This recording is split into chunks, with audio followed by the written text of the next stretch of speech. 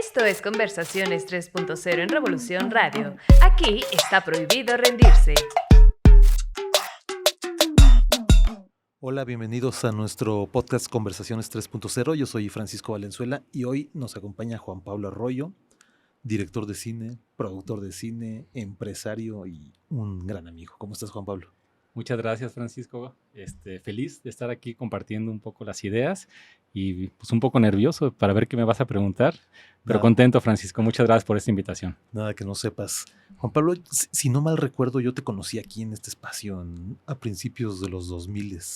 Yo vine a proponerte que hiciéramos un ciclo de cine de Peter Jackson y sus primeras películas sangrientas, gore. No sé si lo recuerdes, pero bueno, sí, así nos conocimos. ¿Y cómo era Solaris en esos 2000? Pues mira, Solaris se abre en junio, el 13 de junio específicamente del 2001.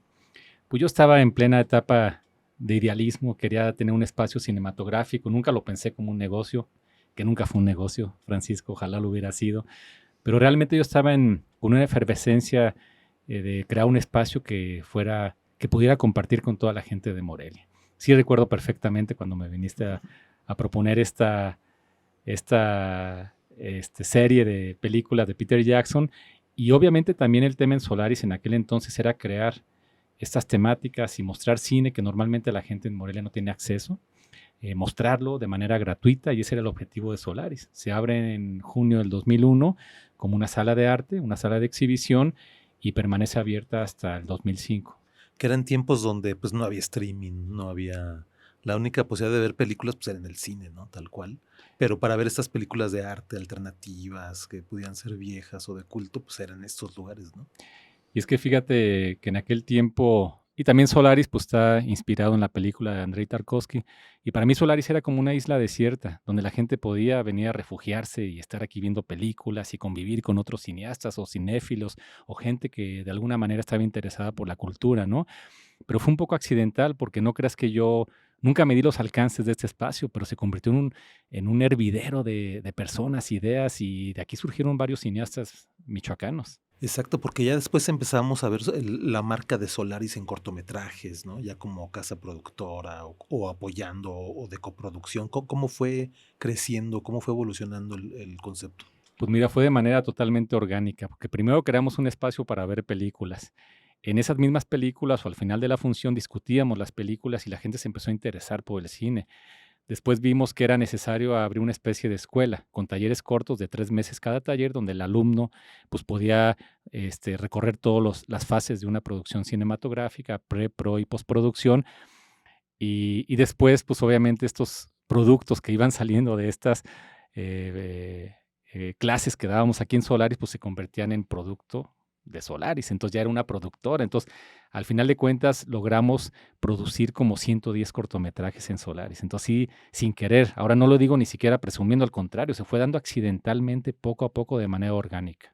Oye, ¿y cómo fuiste viendo pasar estos años que además coincidieron también un poco con el Festival de Cine de Morelia, con Ambulante, ¿no? Que fueron festivales que fueron llegando y posicionándose en Morelia.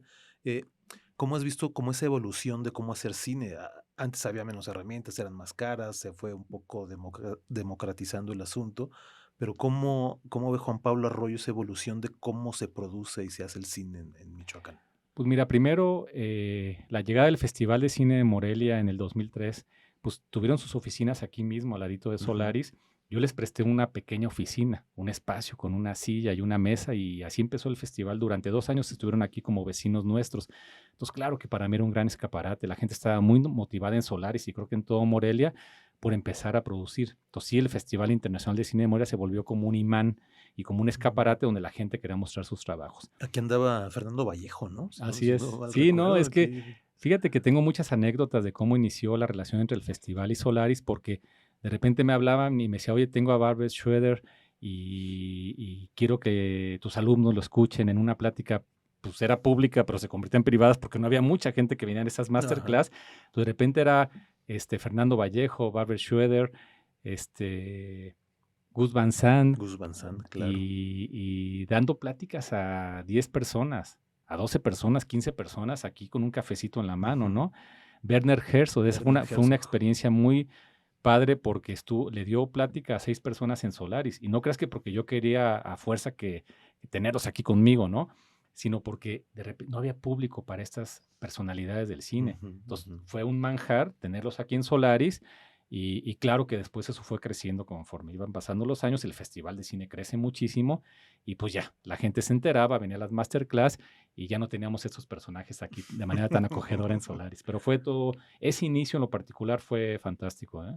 Oye, tú mismo pues eres cineasta, tienes ya largometrajes, documentales, cortos, has producido mucho, has dirigido mucho. Eh, ¿Cómo, de tu experiencia, qué nos puedes platicar? ¿Cómo ha sido hacer cine independiente, buscar los recursos, presentar los proyectos? ¿Cómo es ser un cineasta Pues en mira, estas esferas? tiene una parte muy positiva que no tienes condicionantes que te limitan a escribir guiones de cierta manera. Hay que hacerlos bien, obviamente, pero ahí sí puedes sacar todas tus ideas tal cual como tú las quieres plasmar. Entonces ahí tienes el guión. Lo escribes en tu casa, a solas, y hasta ahí todo va bien. Obviamente después hay que producir esa película. Y un largometraje, como tú lo sabes, es muy complejo a nivel de logística y también a nivel financiero. Yo en lo personal he hecho 2 largometrajes de ficción, Día 6 y Almas Rotas, y he tratado de conseguir financiamiento en la gente cercana. Yo no me he todavía adaptado a las políticas públicas para conseguir dinero para hacer una película. Malamente, probablemente, porque obviamente mis películas pues, están limitadas a cierto presupuesto, pero eso por una parte me ha dado mucha libertad. Claro. ¿Cómo lo veo? Lo veo complejo. Michoacán, que es un estado, bueno, Morelia en lo particular, pero Michoacán como estado tiene una producción de cortometrajes muy grande. Creo que es la segunda entidad con más producción de cortos en todo el país. Aún así lo estamos haciendo como podemos. No hay una estructura sólida como existe en Jalisco, por ejemplo, una comisión de filmaciones. En la Ciudad de México lo mismo. Entonces, no vamos by the book, sino nosotros vamos un poquito al margen de la estructura. Y es por eso que a veces nuestros trabajos son complejos de hacerse y con ciertas limitaciones técnicas también. Creo que a nivel narrativo en Michoacán se producen cosas espectaculares, pero en el aspecto técnico estamos muy limitados. Y con esta realidad que nos cuentas, ¿cuáles entonces son como los pasos a seguir para un cineasta? O sea, tomando en cuenta que no hay aquí escuelas de cine, que no hay todo esto que nos comentas, ¿qué tiene que ser el cineasta como para tener esperanza y que su película se concrete? Pues mira, la frase clásica es que primero hay que tener un buen guión en las manos. Ajá. Y no me refiero forzosamente que sea un guión de comedia, o podría ser, ¿por qué no? Pero a lo que voy es que tiene que tener un guión sólido, bien estructurado. Y con ese guión empezar a buscar los recursos. Sí hay muchos apoyos por parte de los fideicomisos, de IMCINE, de la federación, claro que los hay si lo sabe uno aplicar. El problema es que a veces acá en Morelia, aunque estamos muy cerca de la Ciudad de México, estamos como muy aislados. Está muy centralizado todavía el tema del apoyo a la cinematografía en México. Esa es una realidad. Aún así hay que hacer el intento y aplicar estos fondos existentes.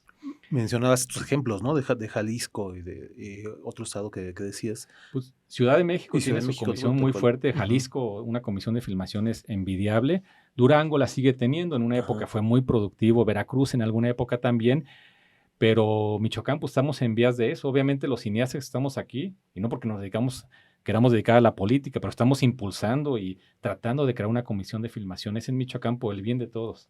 El recurso humano sí lo ves, o sea, ves mucho talento en escritores de guiones. Hay mucho talento y no solamente en el tema de guiones o en la parte de dirección, pues todo el mundo quiere ser director y qué onda con todo lo demás. Hay muchísimos. Tenemos un grupo, nosotros, de 220 realizadores cinematográficos dedicados a diferentes áreas de la cinematografía. Entonces ahí me doy cuenta, tenemos un directorio, una base de datos bien interesante y hay gente muy talentosa. Siempre andamos llamando gente que de México, de Guadalajara, porque pensamos que allá están los buenos sonidistas o lo que se te ocurra. No, en Morelia, en Michoacán, hay muchísimas personas que son capaces de hacer producciones de primer nivel. Bueno, tus películas, tus 2 largometrajes, ha habido mucha gente involucrada, ¿no? Y en todos los roles, hasta actorales. Pues fíjate que yo creo que ambas películas fueron como de 50 personas en el crew cada una, y yo creo que mitad era michoacana y mitad era de fuera, porque sí había algunas especialidades, cabezas de área, por llamarlos así, que no pude conseguirlos aquí en Morelia. Entonces sí tuve que acudir a gente, pero bueno, algunas cabezas de área, pero no. También, por ejemplo, la gente que está en iluminación, la gente de batalla, la traje de Ciudad de México porque te resuelven todo. Tú sabes que en un rodaje tienes que tener una persona que te sepa resolver todo. Entonces, por la experiencia que ya tienen muchos de otras ciudades como la Ciudad de México, me los tuve que traer de allá. Entonces sí, hubo una mezcla, yo creo que fue como 50-50% entre gente local y gente de fuera. ¿Qué fue o qué ha sido lo más complicado en estas experiencias de los dos largometrajes para ti? Pues mira, obviamente conseguir el recurso creo que es complicado. Que la gente acepte trabajar, todos pagados, eso sí, a nadie le pedí favores, pero obviamente sí les dije que tenían que cobrar un poco menos. Entonces yo creo que formar este equipo con gente que estuviera dispuesta a trabajar durísimo y a ganar poco, ese fue de los primeros retos. Sí conseguí el recurso, pero bueno, te hablo que una película mía puede costar 5 o 6 millones de pesos contra 20 o 25, 30 que cuesta un largometraje de los que vemos en el cine, mexicanos me refiero. Entonces sí, la carga era menor, pero aún así habría que sacarlos de algún lugar. Yo, y a veces lo digo mucho, la ley de Murphy no aplicó en mi caso en ninguna película y tengo un poco de miedo porque no pasó nada malo, hasta nos sobró tiempo de rodaje. Normalmente es al revés, y te llueve y caen relámpagos y chocas y se te poncha una llanta, y en este caso no me sucedió nada, Francisco. Okay. Entonces quedé con miedo, dije, ojalá me hubiera pasado algo, ¿no? Entonces creo que los rodajes han salido muy bien, tanto en Día 6 como en Almas Rotas. Sí, coordinarme con las autoridades municipales, por ejemplo, rodé en el Bejuco, que es un lugar cerca del puerto de Lázaro Cárdenas.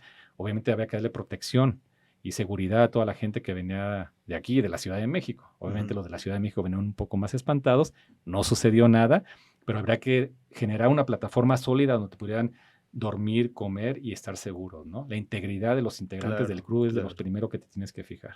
Oye, y otro tema es, ya tienes la película y luego para distribuirla, ¿no? Eso es como una segunda gran batalla que hay que librar. Fíjate que increíblemente, a mí en lo particular creo que a muchos colegas les ha ido mejor fuera que dentro de México, porque, por ejemplo, una película que llamamos de arte, en Francia no es de arte, es una película. Y aquí están muy etiquetadas, están muy polarizados los temas, por el cine comercial, el cine de arte. En el momento que yo saco una película que aquí se considera de arte, ya estoy totalmente en desventaja, comercialmente hablando. Resulta que en Europa no. En Europa fluye como fluyen muchas otras ideas porque creo que hay una madurez cultural muy avanzada, mucho más avanzada que la que existe en México, desafortunadamente, como espectador. No como creador. México tiene grandes creadores, pero como espectadores creo que nos falta mucho.